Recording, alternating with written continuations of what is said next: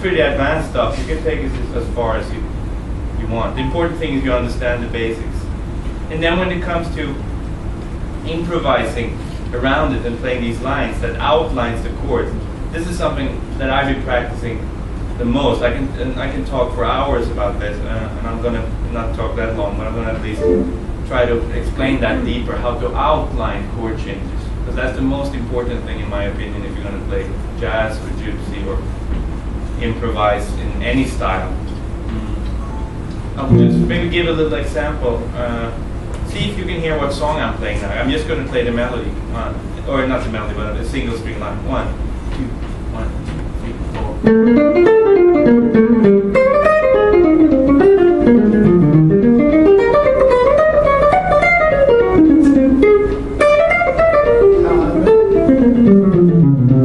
Sing some? No.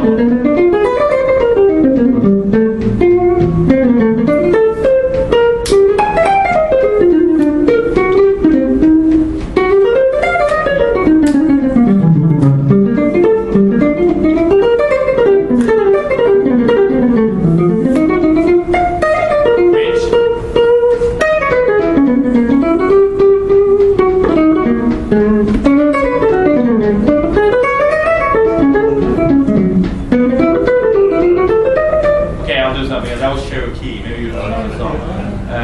I'll do something else. Let's see.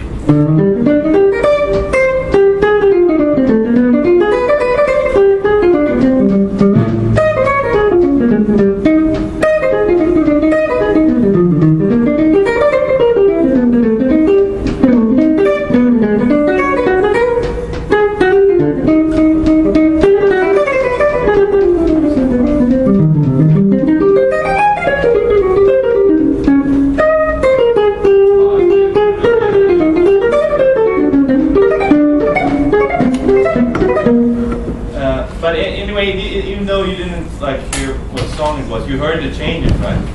You heard the chords I was playing on. I will do something even more simple. 1, 2,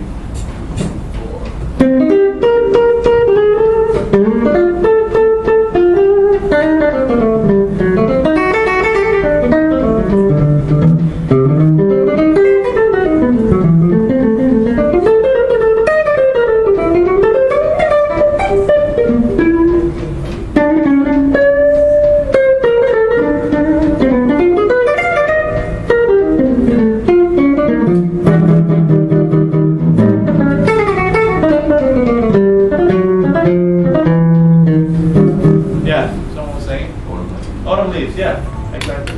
Let's do it the opposite way. You'll name a song. Any standard, any gypsy tune.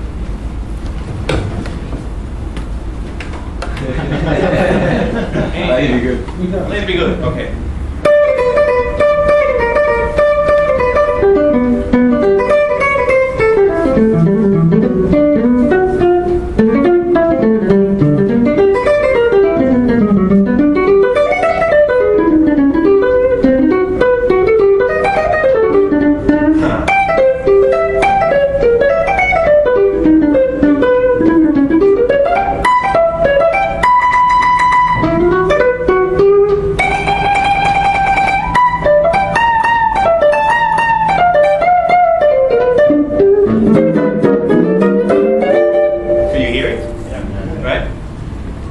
So you can either do it like this, or you can just change.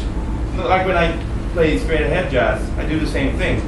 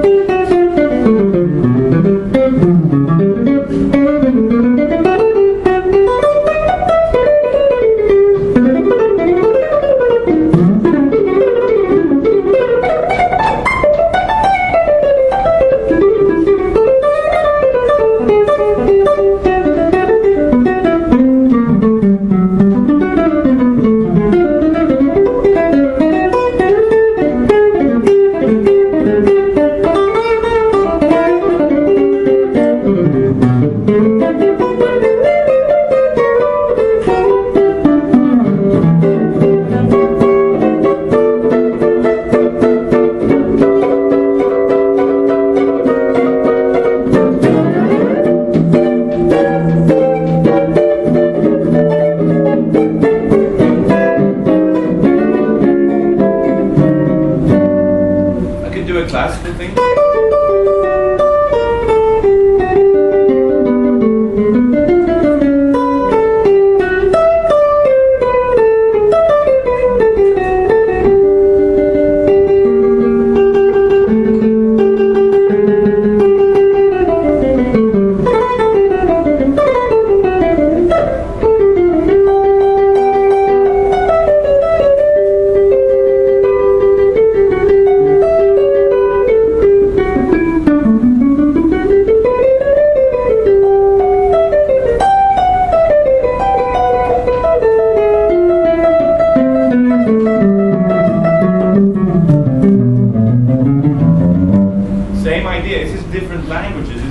Me going from Swedish to English to German. The important thing is to outline with the single melody line, being able to outline the changes. So you can just hear from one melody the whole tune or the whole structure of the tune. You will hear the chords, you will hear the bass notes, you will hear the melody notes. So this is a common thing between bebop, gypsy jazz, and Bach, like Baroque music, classical music. From just a single melody line, you can hear what song it is. And that's very, very cool. So the players that I always liked and admired, those are the ones that they could do modern things that they like, but somehow you can always hear what song they're playing just from their solos. So they're not really depending on the bass player, on the piano player. Once you get this, you'll be able to somehow feel the tune. So you don't have to think so. I don't think about, I mean, I know a lot of scales and theory and all that stuff, but I don't think about it when I play, because I'm just hearing the changes, where it's going.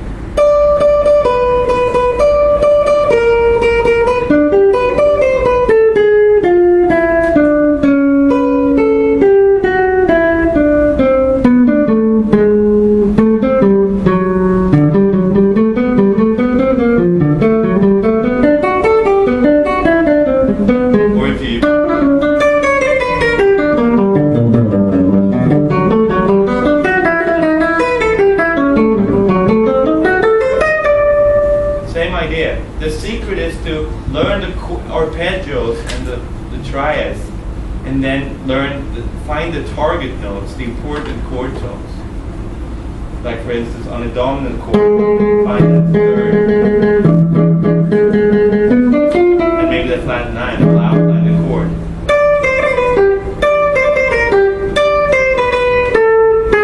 Right?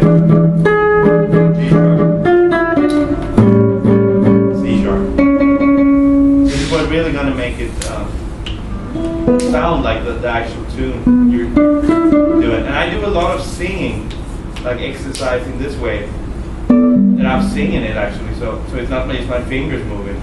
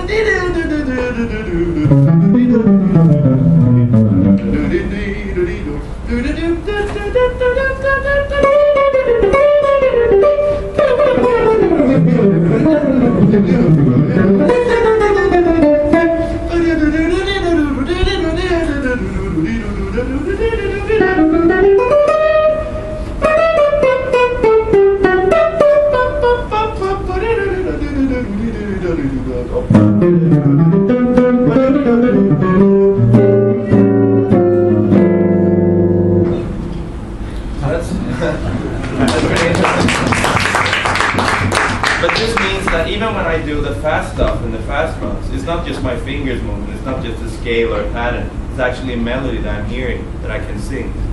So it doesn't matter what style you play, when you practice at home, try to sing the stuff, because that's once you can sing it and then play it, then you really know it.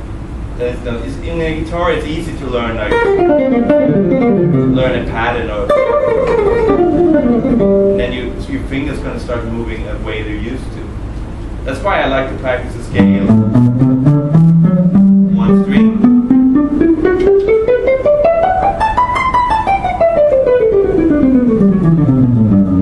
Instead of just learning it in one shape, moving the next one. Because then your fingers gonna start, like muscle memory, they're gonna start moving the way they're used to, instead of just following the melodies that you're hearing. Because music is all about creating melodies, and not like learning these shapes and stuff. Even though it's good as a foundation when you're learning an instrument.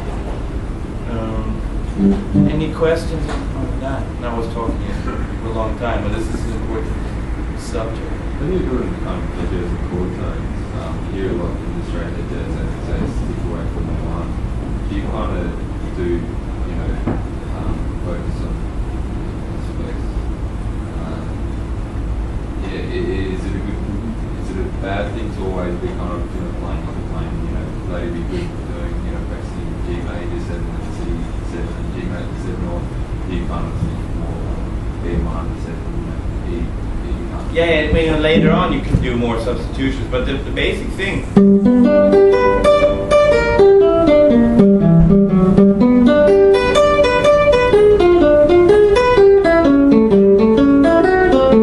I used to use chord tones.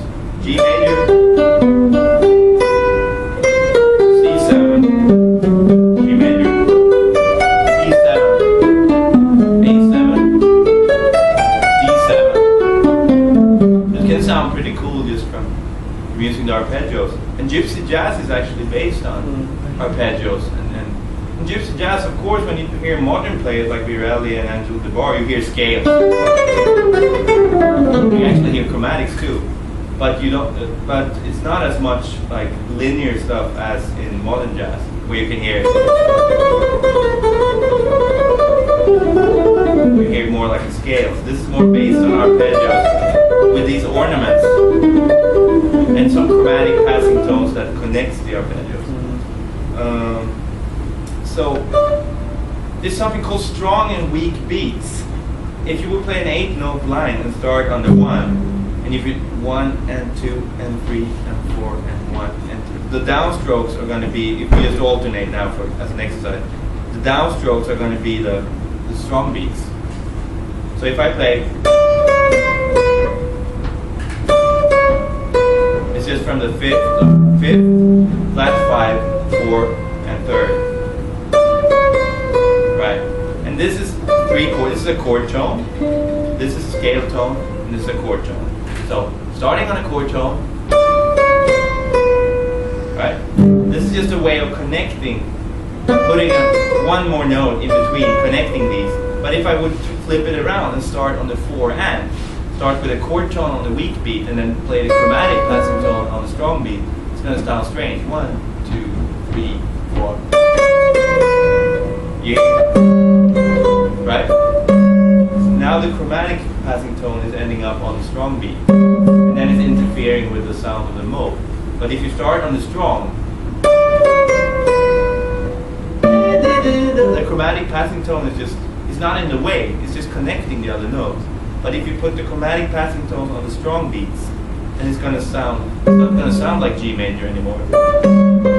Right? This is 11 on flat 5. So when you're practicing, make sure, try to learn to hear this, and this is why it's good to sing too. So that these, if you want to use the chromatic passing tones, you should put them on these weak beats, on the ands, and not on the 1 and 2 and 3 and.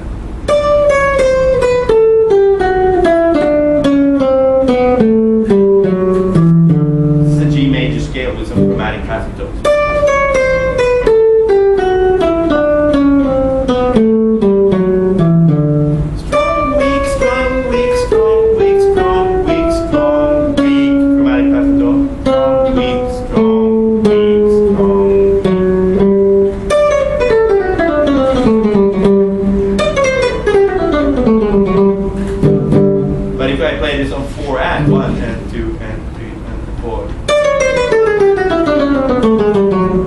then these ones and these ones are going to end up on the strong beats, and it's going to sound strange.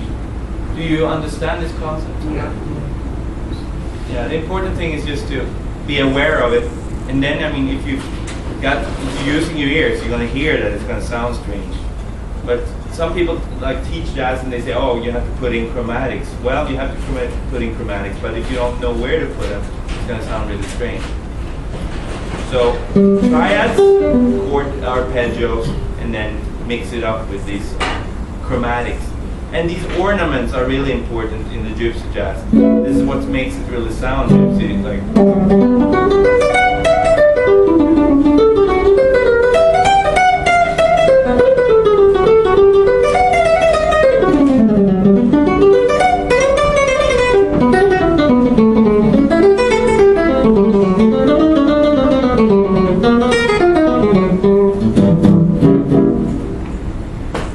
Are you aware of those when you play those ornaments? Maybe we should try and play a little, so it's just me playing. Yeah. Is there a basic song that we all know that we could play, so I can hear you? And if you don't feel like playing solo improvising, you don't have to, but we can play a little together and then take it from there. Work